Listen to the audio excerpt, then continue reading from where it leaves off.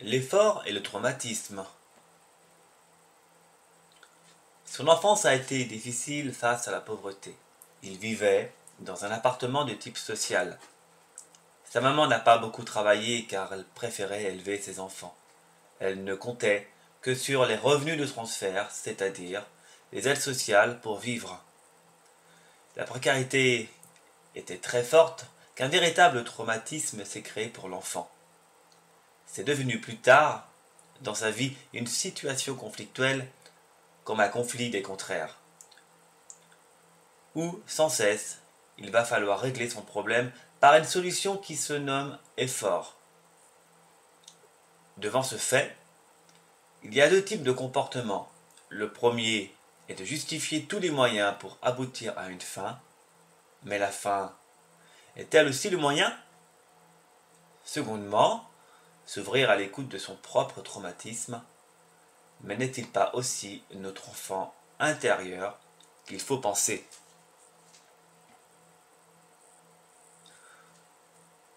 Aujourd'hui, il a gravi tous les échelons de sa carrière. Il est devenu complètement imbu de soi. Jamais il n'a cessé. Il lui en faut toujours plus malgré tout l'argent qu'il possède, ayant la crainte d'une insécurité perpétuelle. Il prend et il rejette l'objet de ses convoitises n'étant plus nécessaire. Il travaille très durement, tardivement et évidemment, il n'est pas présent pour sa famille, uniquement pour le sommeil. Il est malheureux, mais grâce à l'effort, il trouve une certaine stimulation qui lui permet d'évanouir faussement l'objet de ses pensées et d'exister. Mais son comportement explique-t-il une certaine provocation subconsciente de l'invisible? C'est complètement un refus d'une communication et une abnégation de soi. À cause de l'ambition, il a sacrifié son moi au nom d'une idéologie et d'une autorité. Pour cela, il nécessite un refoulement, un dépassement ou une sublimation des pensées et des émotions. À cause d'un refus, pourtant très simple, d'écouter sans jugement le dialogue intérieur, cela pousse à commettre l'action et la réaction dans une boucle sans fin. La société insiste malgré tout sur une éducation de conflit où nous devons impérativement faire le choix de l'effort pour objectiver nos fins. Nous sommes ainsi séparés entre le devenir et nos ambitions, alors qu'en vérité, nous ne faisons qu'un avec nos fins. Prendre conscience de cela c'est déjà se libérer des chaînes du vouloir et du devenir. Mais nous sommes vraiment conditionnés depuis fort longtemps. Comment mettre un terme à toute cette souffrance? Trouver une solution est une peine perdue, car c'est rentrer dans le jeu de l'action puis de l'effet. Adorer un culte revient au même, puisque nous perdons confiance en nous. Rendre service à un exploiteur, c'est encore tomber dans la matrice du contrôleur et du contrôlé. Car nous prêtons serment à une totale obéissance en échange de notre bien-être ou notre sécurité.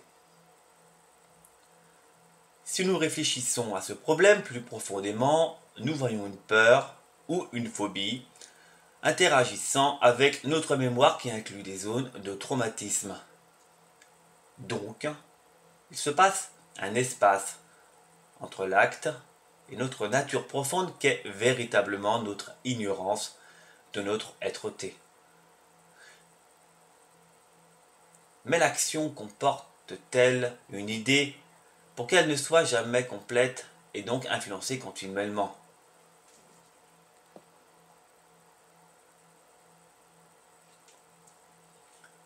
Nos fameuses identifications se réfugient pour se condenser finalement dans nos cellules.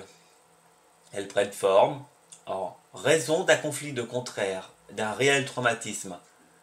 c'est à proprement parler d'une solution alternative pour pallier à la souffrance qui fait écho en nous. Cela ressemble à une vague souffrance qui se détermine par son mouvement et le moyen de résoudre au choc du déferlement, signale les digues dans nos têtes. Ces murs n'ont pas de consistance réelle puisque nous sommes des créateurs responsables. Prendre conscience de notre vraie position par rapport à ces constructions mentales, c'est permettre une dissolution de l'ego. Pour atteindre cette connaissance, il convient d'une instauration de silence en soi ou d'une tranquillité du mental de façon à ne pas être perturbé par les nuisances de tout le discours du mental usurpateur. Bien sûr, nous avons le loisir du sport, de l'activité intense qu'il procure, mais n'est-ce pas aussi une recherche à un autre silence, celui du non-questionnement existentiel? Forcément, nous acquérons une réponse très forte en sensation à l'activité sportive et nous aimons la sensation de la dopamine et de l'endorphine dans l'immédiat. Manifestement, le traumatisme influence sur l'action et nous en sommes d'une manière esclave à cause d'un manque d'observation. Cela demande évidemment de l'énergie pour un regard intérieur, mais ce n'est pas la même que nous utilisons ordinairement. Sa nature diffère du monde de la matière, du fait qu'elle ne représente pas la puissance et la rapidité. Non, l'énergie de l'observation est complètement différente. Et c'est pour cela que nous répondons par des provocations et des maladresses. C'est l'infini qui pénètre en nous finis, qui effectue une incroyable intégration dans les cellules, mais par une éducation de l'esprit. Au lieu de cela, nous persistons dans le refoulement de notre mémoire et nous émettons un certain comportement bien défini.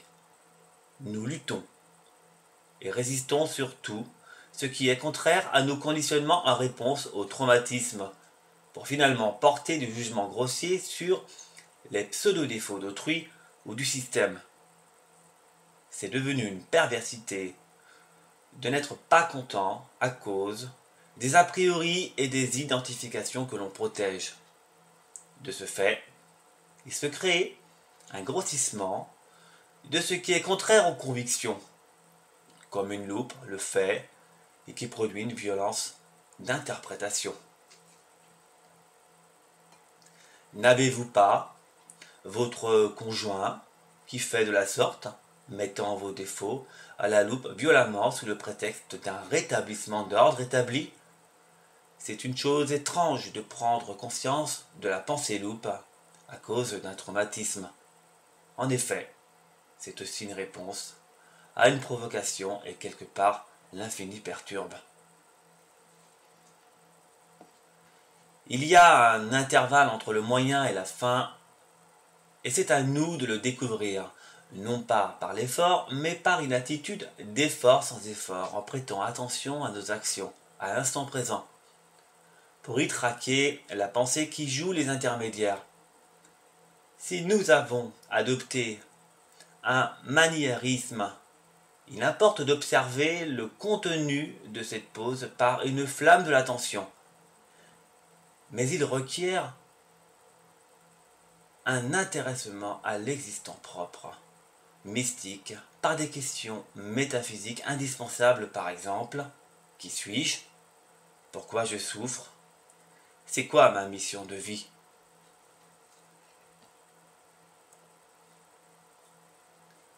Plus le traumatisme, le refoulement, est lourd et plus nous rencontrons la difficulté de communication entre lui et notre conscience, si l'on peut dire. Il s'y loge un espace à cause du durcissement de l'information et nous répondons par conséquent à des identifications protection et divers conditionnements pour pallier à la blessure. Mais seule la compréhension libère. Prendre conscience réellement de l'ensemble du mécanisme apporte enfin une tranquillité, et nous guérissons de nos maux par l'ouverture de conscience. Chercher des stimulations pour interrompre le contact est une sauvagerie de la conscience et une résistance inutile. Alors, nous sommeillons par des prises de produits ou par des efforts constants du travail pour justement induire un faux silence qui n'est absolument pas créatif. L'éducation de l'esprit procure le bonheur créatif. Nous adorons un culte, qu'il soit sacré, sauveur, de l'effort, ou idéologique, car nous n'avons plus réellement de prise sur notre véritable nature profonde. Il convient de restaurer cette confiance par déjà croire en vous, de canaliser l'instant présent par une contemplation, d'agrandir votre conscience par une lucidité passive grâce à l'attention sans interprétation. Ce n'est en aucun cas compliqué, mais cela nécessite une intégration d'une nouvelle énergie de l'inconnu, qui est différente de ce que nous connaissons dans la troisième dimension. S'aimer avant d'apporter votre amour aux autres est important. Certainement, la captation de cette nature supérieure est un danger pour l'autorité, car authentiquement, une désagrégation d'un ego obéissant et endormi se réalise. À vous de reprendre le pouvoir sur vos traumatismes, où décidément l'éducation nous apprend le contraire pour une dissociation multiple du moi. Le saviez-vous ? Certains utilisent le principe du traumatisme pour induire de multiples personnalités et pour mieux manipuler le sujet. Cela est possible et de nos jours, rien n'est fait pour comprendre nos souffrances, car le désir de nous maintenir dans l'ignorance et l'obéissance est fort. Avez-vous remarqué la diffusion dans les médias, toutes les atrocités quotidiennes ? Cela est permis uniquement pour créer un traumatisme à l'échelle collective. Nous pouvons produire un effort sans effort par l'observation de nos mouvements, de nos pensées, pour en connaître tout le mécanisme complet. C'est une indication de l'esprit par une attention donnée pendant l'acte de nos relations. L'élargissement de notre conscience se réalise toujours dans l'instant présent, donc la lucidité passive de nos actions dépend.